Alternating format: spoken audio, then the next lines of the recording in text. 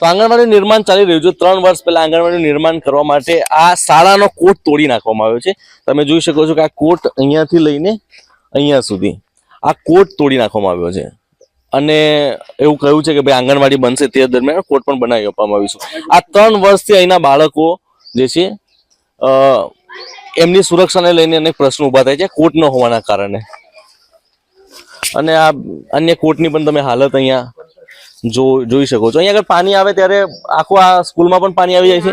કોટ ફૂટેલો એમાંથી બી પાણી આવે છે। કોટની તિરાડો પડી છે તેમાંથી થઈને બી પાણી અંદર આવે છે। સ્કૂલના પગથિયાની ઉપર આવી જાય છે, દરવાજા સુધી પાણી આવી જાય છે ચોમાસામાં। બરાબર, એટલે અહીંની આંગણવાડી અને શાળા બંને સફર કરી રહી છે। બંનેની અંદર સમસ્યાઓ સોલ્વ થવાના બદલે અહીંયા આગળ સમસ્યામાં વધારો કરતું હોય એવું તંત્ર લાગી રહ્યું છે। તો કંટેશ્વર ગામમાં એક આંગણવાડી જે છે એ પણ કદાચ આંગણવાડી એનું ખબર નહીં એનું પૂર્ણ થવાનું જે ભવિષ્ય છે લખવામાં નથી આવે એવું લાગે છે, કેમ કે 3 વર્ષથી આંગણવાડી બની રહી છે। મારી પાછળ જે આંગણવાડી તમને દેખાય છે લગભગ 3 વર્ષથી બને છે। આપણી સાથે આંગણવાડીના કાર્યકર છે, એમની સાથે વાત કરીશું। કેટલા બાળકો બને છે? મારા 20 થી 25 બાળકો છે અને બાળકોને બેસવાની બહુ તકલીફ પડે છે અને આંગણવાડી જ્યારે અમારી બહુ વર્ષથી છે તે બધી ભાગી ગયેલી છે અને નવી આંગણવાડી થઈ છે પણ એની અંદર પાણી બહુ પડે છે, એનું કશું ઠેકાણું નહીં। આપણે પહેલા જૂની આંગણવાડી જોઈ લઈએ। આ જૂની આંગણવાડી છે, આ જૂની આંગણવાડી છે, આ છે। હા, તો આ આંગણવાડી જે છે એને જર્જરિત ગણી નાખી છે એને બંધ જ કરાવી દીધી અને બંધ કરાવી દીધી છે, હા, બંધ કરાવી બરાબર। દીધી છે। આ આંગણવાડીની બંધ કરાવીને આ નવું બિલ્ડિંગ બનાવવાની મંજૂર કરવામાં આવ્યું છે। હાલ બાળકો સ્કૂલના ઓટલે બેસે છે, સ્કૂલમાં અહીંયા જ બેસાડીએ છીએ। સ્કૂલના ઓટલે બાળકો બેસે છે અને લગભગ 6.5-7 લાખ રૂપિયા ખર્ચ કરીને આંગણવાડી બનાવવાની શરૂઆત કરવામાં આવી છે। હવે તમે જેવું આંગણવાડીમાં એન્ટર થશો એટલે અહીંના આંગણવાડી બનાવનાર એન્જિનિયર અને એમના જે કામ કરનારા કોન્ટ્રાક્ટર એ કેટલી હદે લાપરવાહી કરી રહ્યા છે એના નમૂના તમને જોવા મળશે। આંગણવાડી બને અને હજુ ઉદઘાટન નહીં થયું ત્યાર પહેલા અહીંયા આગળ તિરાડો પડી ગઈ છે, બરાબર। અત્યારે બાળકો જે આવે છે ત્યાં આગળ સ્કૂલના ઓટલે બનીને બેસાડું છું, ત્યાં બેસાડો? હા, સ્કૂલના ઓટલે બેસાડું છું, બરાબર। આખા ગામના બેસવાનું બહુ તકલીફ પડે છે તો સારા છે સ્કૂલના શિક્ષક, તમને એમનું ચોમાસાના અંદર પણ અમને સ્કૂલમાં બેસાડે છે અને એમનો સાથ સપોર્ટ આપે, નહીં તો અમે બાળકોને ક્યાં બેસાડીએ। એટલે 3 વર્ષથી બને છે? 3 વર્ષથી બને છે, આટલું થઈ રહ્યું છે પણ હજુ કોઈ ઠેકાણું છે નહીં, બરાબર। અત્યારે બની રહ્યું છે, કેવું બન્યું છે?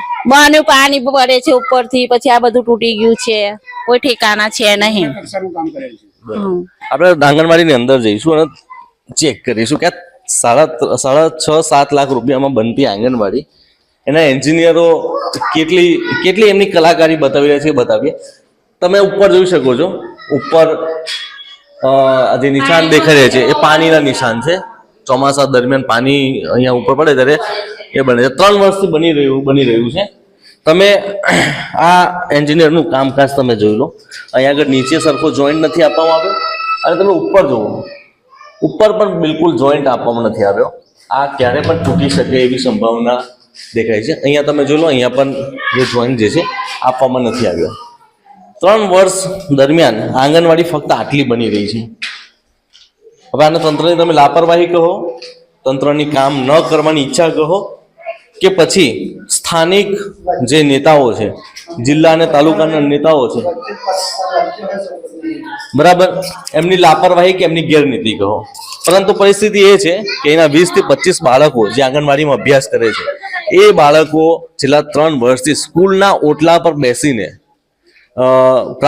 એમની જે આંગણવાડીના બાળકો છે એ ભણવા માટે મજબૂર બન્યા છે।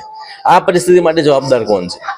કાળી તલાવડી અને કંટેશ્વર ગામની વચ્ચે વસાહત આવેલું છે। વસાહતની બાજુમાં થઈને હરિપુરા જવા માટે કાચી માટી મેટલનો રોડ મંજૂર થયેલ છે।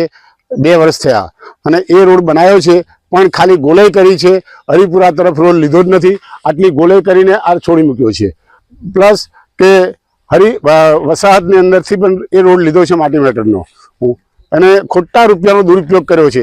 કોઈ ઉપયોગ લાગવાનો નથી આ રોડ, આ રસ્તો કોઈ ઉપયોગ જ નથી લાગવાનો। ખેતરોમાં જવા માટે, ખેડૂતોને જવા માટે રસ્તો આપ્યો હોય તો ઠીક, પણ એ બી લાભ નથી થતો। ખોટા દુરુપયોગ મનરેગામાંથી કર્યો છે, એ તો યોગ્ય નથી ને। હું ખોટા કેટલા રૂપિયાનો ખર્ચ થયો છે આના માટે અંદાજિત એ આઈડિયા નથી, મેં જોયું નથી, પણ આ બતાવતા જ નથી એમાં.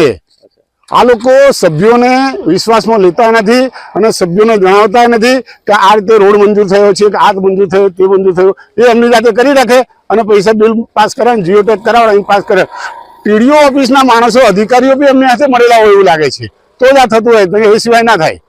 મનરેગાનું બોર્ડ પણ નથી, મનરેગાનું બોર્ડ બી માર્યું નથી આ લોકોએ અને આ ખર્ચો પાડી દીધો છે. ટીડીઓ ઓફિસોની મંજૂરી કઈ રીતે મળી? મંજૂરી તો મળી ગઈ, પણ એ પૈસા કઈ રીતે પાસ થયા એ બી વિચારવા જેવું છે. એટલા ભ્રષ્ટાચાર ખોટો દેખીતો દેખાય છે. અને અમે તો સરપંચને, તલાટીને કહીએ છીએ, પણ અમારું સાંભળતા જ નથી. એટલે હું તો કેટલી વખત મિટિંગમાં આવવા તૈયાર નથી, કારણ કે સાંભળતા જ નથી. મિટિંગમાં આવવાથી શું ફાયદો? અને કંટેશ્વર ગામમાં તો 1 રૂપિયાનું કામ નથી થયું 4-4.5 વર્ષમાં. કંટેશ્વર ગામ સંખેડા તાલુકાનું છેવાડાનું ગામ છે અને ઢાઢર નદીના કિનારા પર આવેલું ગામ છે. ઢાઢર નદીમાં ચોમાસાની અંદર પાણી આવે તો ગામમાં બી પાણી આવી જાય છે, એ પાણી, અને ગામ બેડ જેવું થઈ જાય છે. એ દરમિયાનમાં કોઈ પણ વ્યક્તિનું અકસ્માતથી અથવા તો કુદરતી મોત થાય તો એ ડેડ બોડીને ક્યાં લઈ જવી એ જ પ્રશ્ન ઊભા થાય છે. અને ઘણીવાર પાણીની અંદર અમે લોકો ડેડ બોડીઓને એક વખત તો કરંટ લાગવાથી 2 ભાઈઓ મરી ગયા હતા. એમની ડેડ બોડીઓ અમે પાણીમાં થઈને લઈ ગયા હતા. સાથળ પાણીમાં થઈને ડેડ બોડીઓ લઈ ગયેલા, અને એના વિડીયો બી લગભગ હશે અમારી પાસે.